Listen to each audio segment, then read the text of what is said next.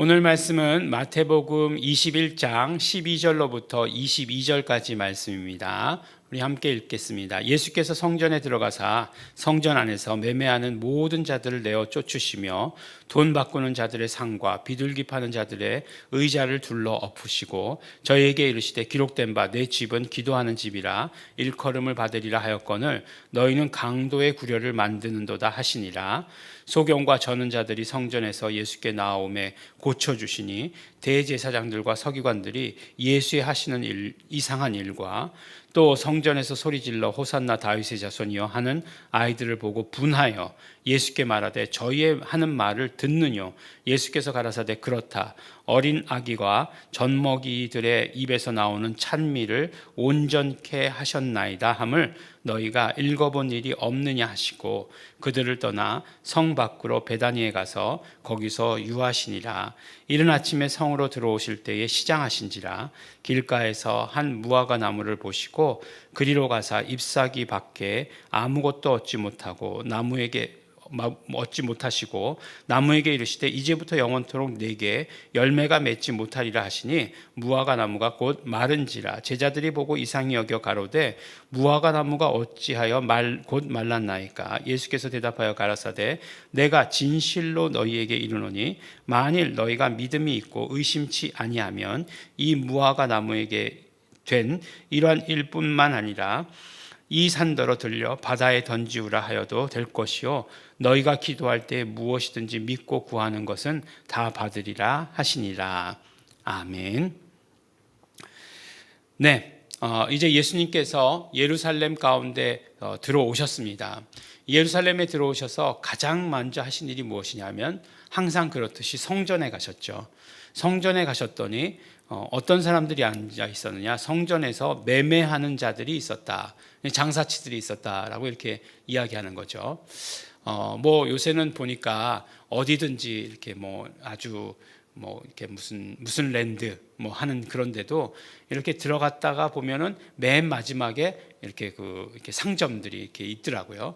아주 팬시한 상점들이 있어서 이 봤던 그 다음에 뭐 즐겼던 감동을 그 다음에 모든 기념품으로 살 수 있게끔 이렇게 해놓더라고요. 모든 관광지마다 다 기념품 샵들이 또 다 있어요. 그래서 뭐 냉장고에 붙이는 열쇠 자석이라도 하나라도 이렇게 사게끔 그렇게 이렇게 만들고 있죠.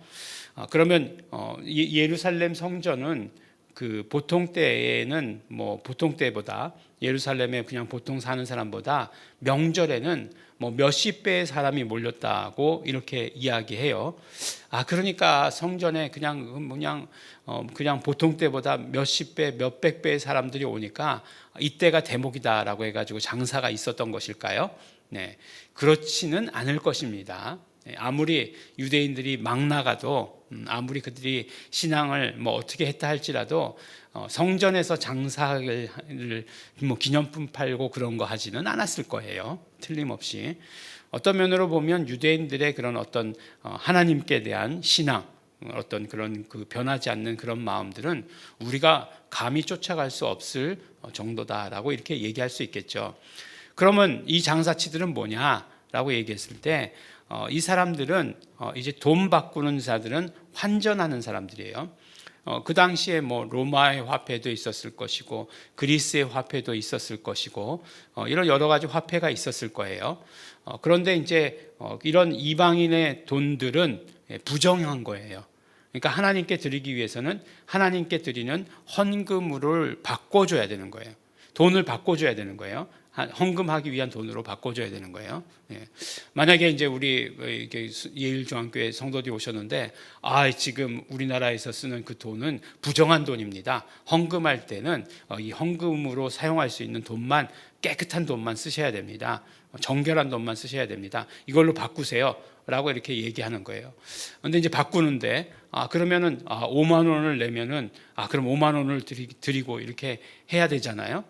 근데 이제 이게 뭐든지 돈을 바꿀 때에는 환율이 있는 거잖아요. 거기서 그거는 5만 원 가치는 안 되는 것 같고요.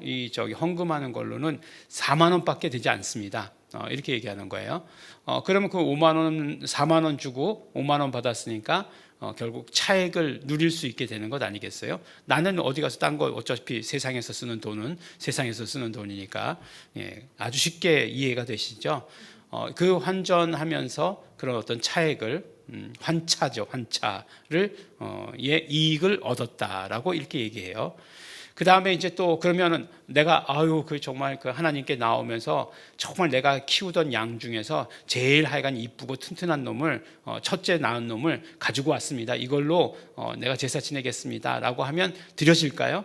네, 아니에요. 흠없고 정결한 것이어야 되는 거예요. 흠없고 정결한 걸로 키울 수가 있을까요? 네, 하다 보니까 모기한테 물렸어 얘가. 그러면 흠이 있는 거예요. 못 드리는 거예요. 그러니까 자기네들이 흠없고 정결한 걸로 다 준비해 놓고 바꿔주는 거죠. 모르는 거죠.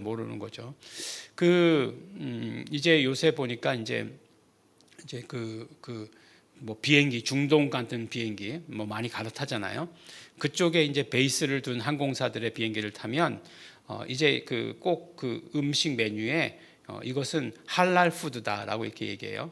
할랄 푸드라고 하는 건 뭐냐면 그 어떤 제사장들이 그러니까 뭐 그 종교에 종사하는 사람들이죠. 그 사람들에게의 관리하에 엄격하게 관리된 그리고 잡을 때도 죽일 때에도 그런 관리를 거친 재료를 가지고 만든 음식이다. 그래서 그걸 이제 할랄 푸드라고 이렇게 이야기하잖아요. 이슬람교 율법에 따라 그를 했다는 거죠. 이슬람교 율법에 따라서 키우고 죽이고 했다는 거예요. 그게 이제 할랄 푸드예요. 그런데 이제 결국에는 그 율법에 따라서 키우고 잡고 하는 그 모든 것들을 다 준비해 놨는데 이걸 가지고 이제 장사를 했다는 거죠. 근데 이제 그 디아스포라라고 말씀드리지 않았습니까? 장사하고 어떤 사람들에게 이제 어떤 희생의 제물을 드려야 되는데 죄를 용서받기 위해서 그 뭐 양을 드리던가 자기 그 어떤 그 재산 수준에 따라서 뭐 아니면 비둘기를 잡아서라도 드려야 되는데 그 모든 것들이 함부로 드릴 수 있는 건 아니었다. 그렇게 해서 그런 장사치들이 있었는데 그 모든 상을 다 뒤집어 엎으셨다라고 이렇게 말씀하시는 거죠. 그러니까 예수님께서 내 집은 기도하는 집인데 이것을 이렇게 한 것들 도저히 참을 수 없다. 성전을 더럽히는 행위다라고 이렇게 말씀해 주신 거죠. 그러면서 상은 뒤집으셨는데 또 어떤 일을 하셨냐면 소경과 저는 자들은 또 성전에서 고쳐주세요. 그러니까 이제 대제사장들과 서기관들이 바리새인들과 서기관들이 예수님께 와가지고 정체가 뭐냐라고 얘기하는 거죠. 또 보니까 뭐 주위에서 애들은 뭐라고 찬양하느냐면 호산나 다윗의 자손이여라고 이렇게 막 소리 지르고 찬양하는 것을 보게 되는 거죠. 그러니까 어린 아이들이 또 이렇게 이야기하는 것은 항상 그 역사적으로 보면 민심이다라고 이렇게 얘기하지 않습니까? 민심. 그러니까 그 대제사장들과 서기관들이 두려워하는 거죠. 이 민심의 동요가 있을까 하여 두려워하는 거죠. 그 뭐 고려 말에 어린 아이들이 뭐 그 동요 같은 걸 불렀잖아요. 어떤 동요였어요? 목자 득국이라고 하는 그런 노래를 부르지 않았습니까? 목자가 뭐예요? 나무 목에다가 아들 자자 하면은 그 다음에 하면 어떻게 되는 거예요? 이씨가 되는 건 아니겠어요? 이씨가 나라를 얻을 것이다라고 해가지고 목자 듣고 이씨가 나라를 얻게 된다. 뭐 이런 노래를 불러가지고 뭐 그 노래를 퍼뜨렸는지 정확하게 기억은 안 나지만 그래서 결국은 이씨 왕조가 들어서게 되지 않습니까? 마찬가지로 뭐 이때도 예수님을 보고서 호산나 다윗의 자손이여라고 이렇게 얘기했던 것은 어제 말씀드렸던 대로 메시아시여라고 이렇게 이야기한 거죠. 그러니까 이게 정말 그 저희의 하는 말을 듣고도 왜 가만히 있느냐라고 이렇게 얘기한 거죠. 굉장히 두려워한 거예요, 대제사장들이. 그러니까 뭐라고 얘기하죠?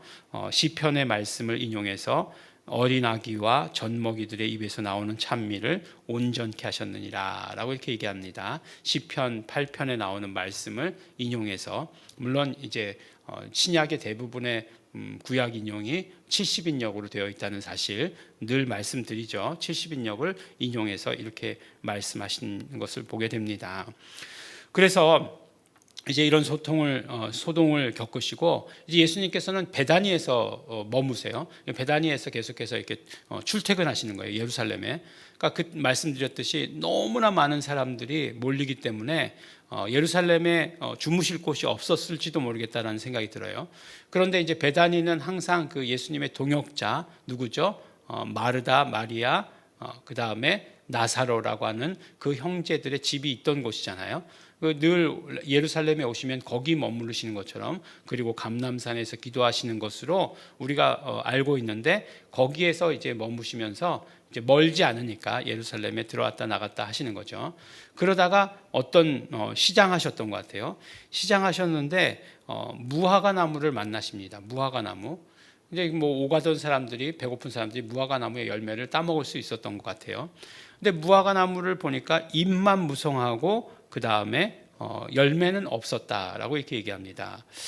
그런데 사실 보면 무화과 나무가 열매를 맺을 때는 아니었다라고 이렇게 이야기하고 있어요. 그러니까 사람들이 생각하기를, 아니 멀쩡한 나무를 왜 말라 비틀어 죽게 하셔? 이건 예수님의 성정과 맞지 않아 라고 이렇게 생각하는 거죠. 언제부터 자기들이 그렇게 돈을 아꼈다고, 나무 한 그루를 그렇게 소중히 여겼다고 그렇게 하는지 모르겠지만 그렇다는 거예요. 근데 사실은 예수님께서 여기에서 굉장히 큰 메시지를 주고 계세요. 이 무화과 나무에 대해서 이야기하시면서 결국 말씀하시는 것은 무엇이냐면 믿음에 대해서 말씀하세요. 믿음에 대해서 말씀하시고, 그 다음에 믿음을 가지고 있으면 이 산더러 던지우면 바다에 던지우라면 그대로 될 것이고, 믿음을 가지고서 너희 기도도 해야 된다라고 이렇게 이야기해 주시는 것이에요. 이게 무슨 말씀일까? 무화과 나무를 통해서 우리에게 말씀하시려고 하는 메시지는 무엇일까라고 하는 것을 우리 잘 생각해 봐야 됩니다. 그것은 믿음이라고 말씀드렸으니까 무엇을 말씀하시는 것이냐면, 이제는 율법 시대는 지나갔다는 거죠. 율법 시대는 지나가고 이제는 복음의 시대라는 거예요. 근데 율법 시대라고 하는 것은 결국 율법을 지킨다는 게 핵심이에요. 그런데 복음의 시대는 뭐죠? 예수를 믿는다는 게 핵심이에요. 믿음의 시대라고 하는 거예요. 이제는 믿음의 시대다라고 하는 것을 말씀해 주시는 거죠. 그럼 무화과 나무는 왜 말라 비틀어 죽게 하셨느냐? 그냥 말씀으로만 하시면 되지. 무화과 나무는 결국 이스라엘을 상징하는 거예요. 옛날 율법을 상징하는 거예요. 그래서 이제 율법의 시대는 끝나고 이제 믿음의 시대, 복음의 시대가 도래했다. 은혜의 시대가 도래했다. 은혜의 시대, 복음의 시대, 무엇을 하고 말하든지 간에 그 핵심에는 믿는다는 행위가 있는 그 시대로 이제 변했다. 지금의 이 시대는 그런 시대다라고 말씀해 주시는 것입니다. 그래서 지금 이 시대가 어떤 시대라고요? 믿음의 시대라고 하는 것이에요. 믿음의 시대가 지금의 때인 것입니다. 우리가 그러니까 어떻게 해야 돼요? 믿어야 되는 거죠. 믿고 구하는 것은 다 받으리라 라고 말씀하신 것, 기도에 대해서도 그렇고 정말 또 모든 우리 신앙의 행위에 있어서도 믿음의 행위가 이루어져야 된다는 것을 우리에게 말씀해 주시는 것입니다. 그러므로 지금은 믿음의 시대죠. 은혜의 시대, 믿음의 시대. 무엇을 믿는 시대? 예수 이름을 믿는 시대입니다. 예수 이름을 믿는 이 시대 가운데에서 정말로 성령님의 인도하심을 따라 사시는 믿음의 시대를 살아가시는, 믿음을 온전케 하시는 우리 성도 여러분 되시기를 예수 이름으로 축원합니다. 기도하겠습니다. 하나님 아버지 감사합니다. 하나님 아버지, 우리 이제 믿음의 시대를 살게 하여 주신 것 감사하고 감사합니다. 예수 이름을 믿는 믿음을 가지고 살게 하여 주시옵시고, 예수 이름을 믿는 그 믿음으로 말미암아 이적 표적 신유가 충만할 수 있도록 하여 주시옵소서. 감사드립니다. 예수님 이름으로 기도드렸습니다. 아멘. 그러므로 우리 이 시간에 기도하실 때 성령님 역사하시옵소서. 성령님 언제나 우리 마음 중심 가운데 계셔 주시어서 우리가 정말 이 복음의 시대, 은혜의 시대, 믿음의 시대를 살아가는 자들 되게 하여 주시옵시고, 온전히 살아갈 수 있도록 성령님 인도하여 주시옵소서. 다 같이 통성으로 기도하시겠습니다.